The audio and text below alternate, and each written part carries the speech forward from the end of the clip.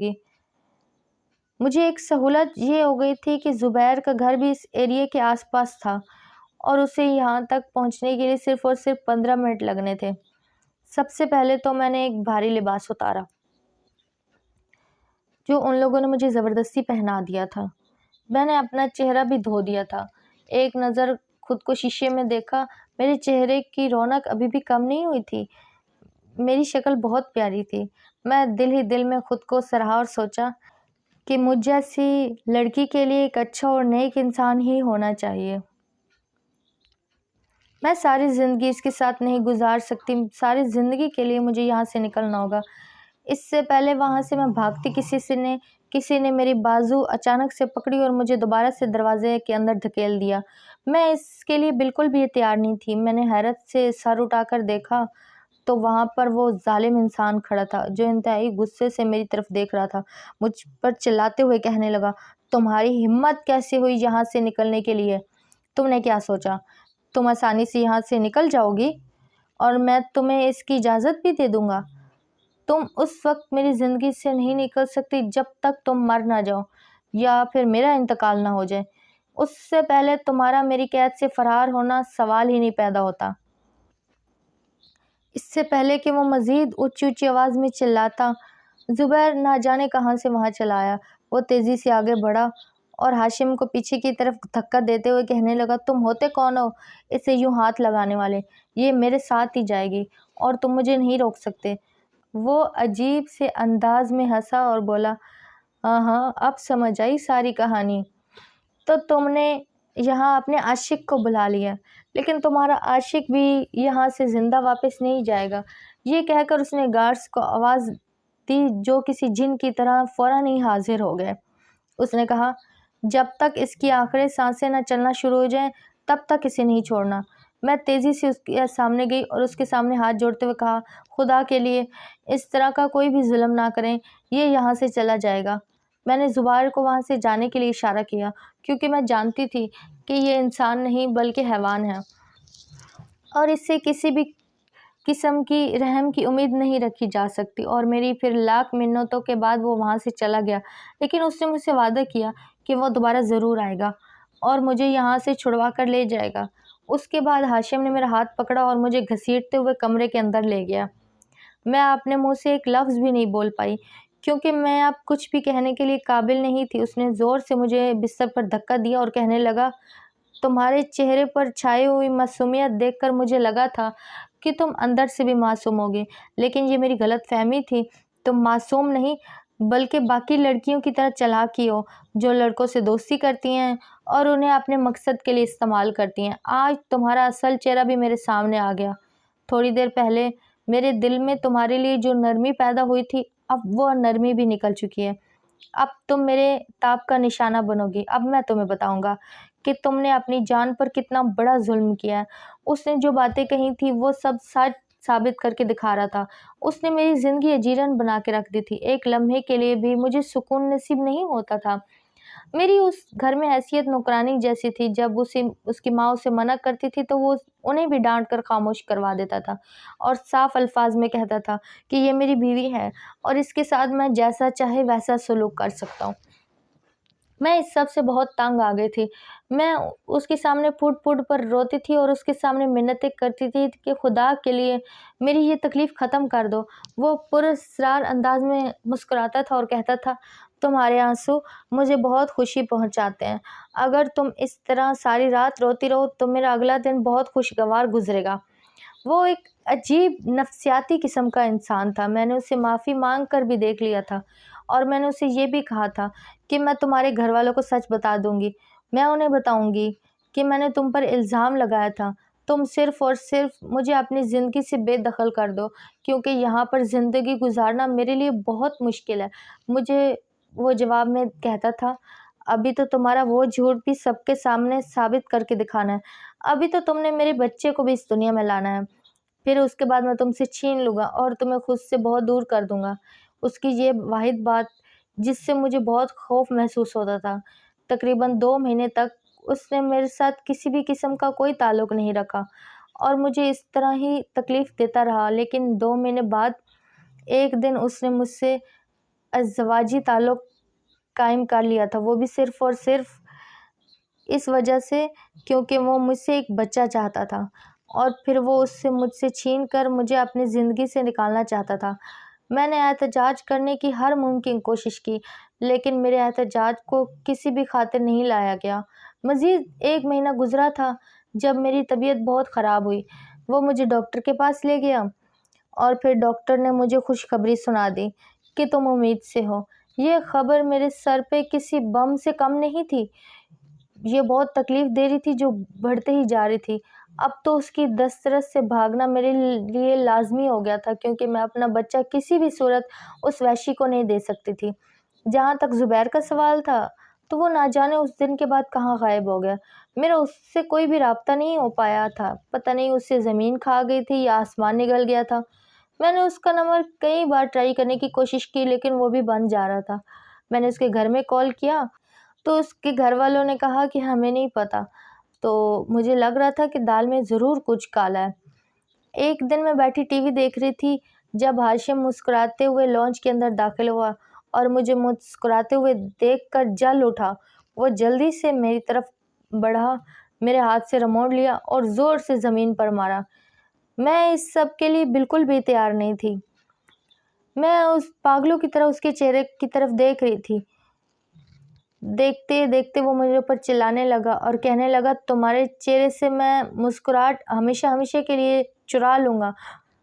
تمہیں مسکراتا ہوا دیکھ کر مجھے بہت تکلیف پہنچتی ہے۔ اگر تمہیں پتہ چل جائے تو کہ تمہیں اس طرح سے ہنستا ہوا دیکھ کر میرے دل میں کیسے کیسے خیال آتے ہیں، تم مجھ سے دور بھاگنا پسند کرو گی۔ میری آنکھوں میں آنسو آنے لگے۔ اس نے آج دوبارہ سے میرے اوپر ہاتھ اٹھایا تھا۔ بس اب بہت ہو چکی تھی، جیسے میرے پاس الفاظ ختم ہو چکے تھے، کیونکہ اسے سمجھانا مشکل ہی نہیں ناممکن تھا۔ ایک دفعہ میں اس کے قدموں میں گر گئی اور اس سے کہا، آخر کب یہ رویہ ختم کرو گے؟ کب تم مجھے اچھی اور پرسکون زندگی دو گے؟ اچھی اور پرسکون زندگی کے بارے میں تم صرف اور صرف خواب دیکھ سکتی ہو۔ میں ایسی عورت کو وہ محبت نہیں دے سکتا جو ماضی میں مردوں کے ساتھ تعلق قائم کر چکی ہو۔ اس کی یہ کہنے کی دیر تھی کہ میں نے بے یقینی سے اس کی طرف دیکھا۔ میں نے اسے کہا، تم یہ بات کیسے کہہ سکتے ہو جب کہ تم میرے کردار کی گواہی دینے والے پہلے ہی انسان ہو؟ تمہیں پتہ ہے میں نے ماضی میں اس طرح کی کوئی حرکت نہیں کی۔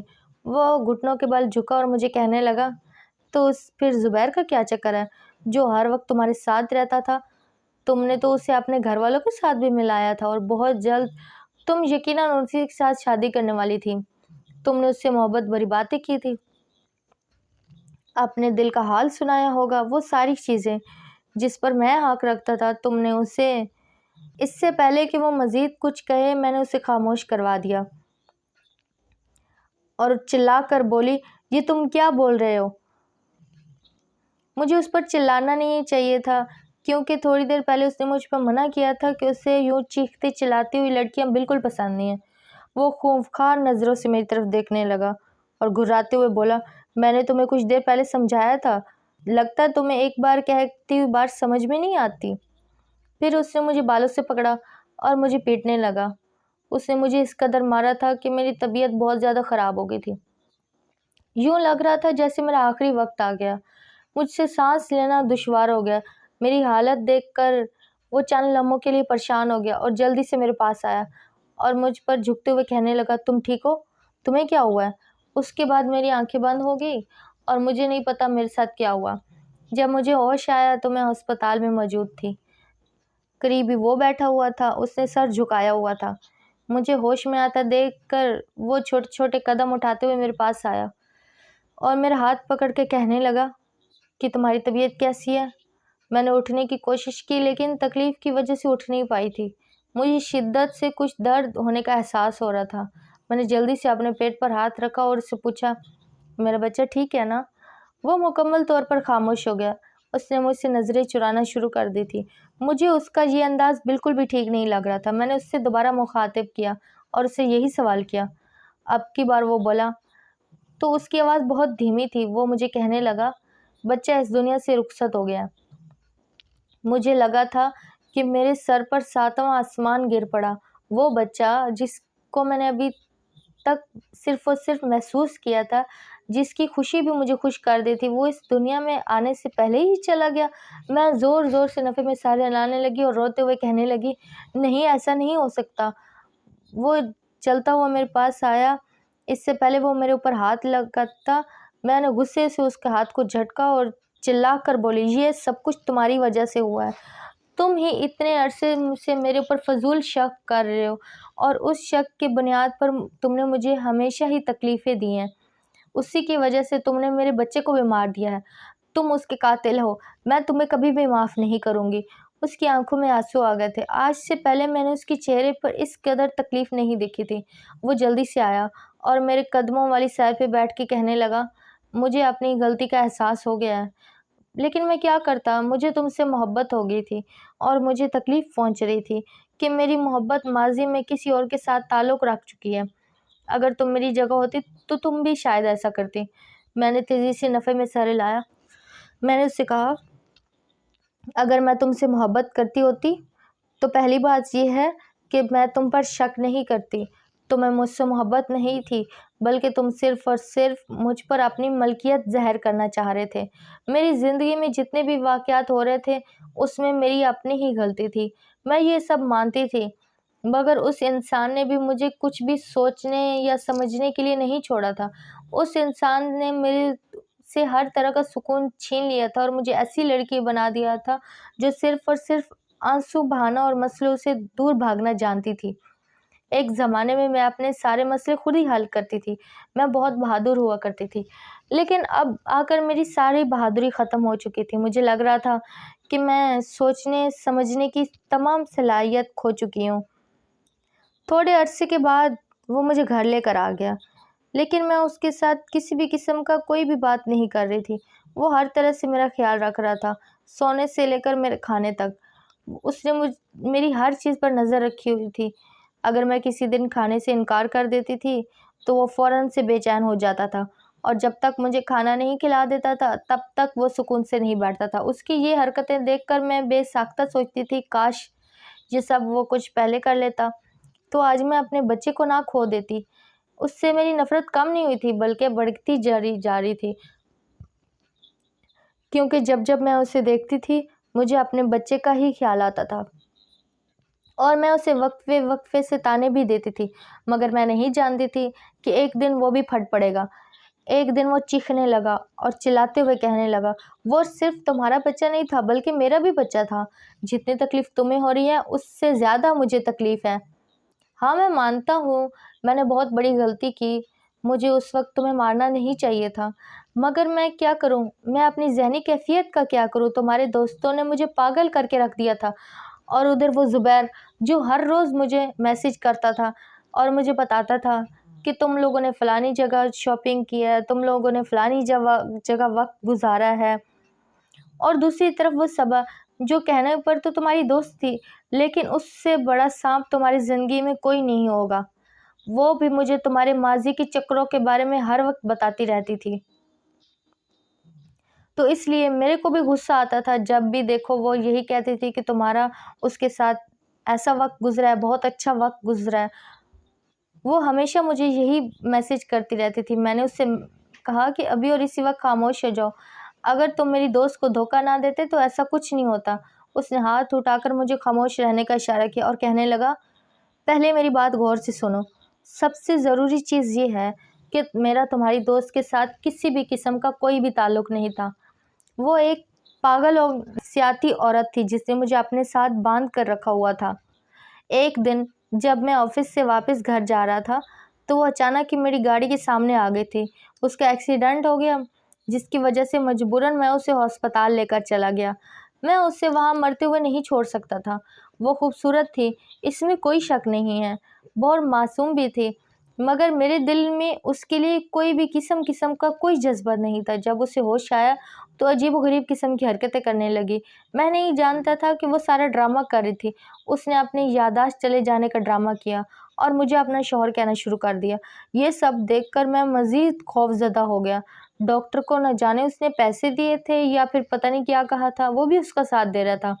اس نے مجھے نصیحت کی کہ میں اسے کسی بھی قسم کی تکلیف نہ پہنچنے دوں، اور جب تک اس کی یادداشت واپس نہیں آ جاتی تب تک میں اسے سچائی سے دور رکھوں، ورنہ اس کی حالت خراب ہو جائے گی۔ اس وقت میں عجیب قسم کی کشمکش میں پھنس گیا تھا۔ میں اسے مجبوراً اپنے گھر میں لے کر آیا۔ تم یہ بات اچھی طرح جانتی ہو کہ اس کے والدین کا کچھ عرصے پہلے انتقال ہو گیا تھا اور وہ اپنے ماموں کے گھر رہتی تھی۔ وہاں پہ اس نے یہ بتا دیا کہ وہ اپنے دوست کے گھر جا رہی ہے، اور اس نے مجھے یہ کہا کہ وہ اپنے گھر کسی کو بھی بتانا نہیں چاہتی۔ اسے کچھ بھی یاد نہیں ہے، اسے صرف یہ یاد ہے کہ اس کا صرف میں شوہر ہوں۔ کیونکہ وہ معصوم تھی اور اچھی تھی، میں نے اس کے ساتھ وقت گزارا تھا، جس کی وجہ سے میرے دل میں اس کے لیے جذبات پیدا ہوئے تھے، لیکن محبت تب بھی نہیں ہوئی تھی۔ وہ میرے ساتھ حد سے زیادہ اٹیچ ہو رہی تھی، اسی وجہ سے میری مجبوری بن گئی تھی کہ میں اسے نہ چھوڑوں۔ جب اس کی یادداشت واپس آئی تو وہ واپس اپنے گھر چلی گئی، لیکن تب تک ہمارے درمیان مضبوط تعلق قائم ہو چکے تھے۔ لیکن تھوڑے دنوں بعد مجھے یہ پتہ چلا کہ وہ باقی لوگوں کے ساتھ بھی تعلق قائم رکھ چکی ہے۔ مختلف لڑکوں کے ساتھ اس کی دوستی ہے، جس سے وہ پیسے لے کر بعد میں استعمال کر کے چھوڑ دیتی ہے۔ اس طرح کی باتیں میں صرف اور صرف لڑکوں کے بارے میں سن رکھی تھی، میں نہیں جانتا تھا کہ اس طرح کی لڑکیاں بھی اس دنیا میں موجود ہیں۔ جب مجھے اصلیت کا پتہ چلا تو میں نے اسے چھوڑنے کا فیصلہ کر لیا۔ اس دوران وہ تمہیں بھی اپنے ساتھ لے کر آ گئی، اور تم وہ پہلی لڑکی تھی جس سے دیکھتے ہی میرا دل تیزی سے دھڑکا تھا۔ اگر میں کہتا کہ مجھے تم سے پہلی ہی نظر میں محبت ہو گئی تھی تو اس میں بھی کوئی شک نہیں تھا۔ بلا شبہ تم بہت خوبصورت تھی اور بہت اچھی لگتی تھی، لیکن میری بدقسمتی یہ تھی کہ تم اس کی دوست تھی۔ میں جانتا تھا کہ میں تمہیں اپنے بارے میں کچھ بھی کہوں، کتنی بھی صفائیاں نہ کروں، کتنی بھی صفائیاں دوں، لیکن تم میرے بارے میں یقین نہیں کروں گی، اس لیے میں نے ارادہ ملتوی کر دیا اور خاموشی سے چھوڑ دیا۔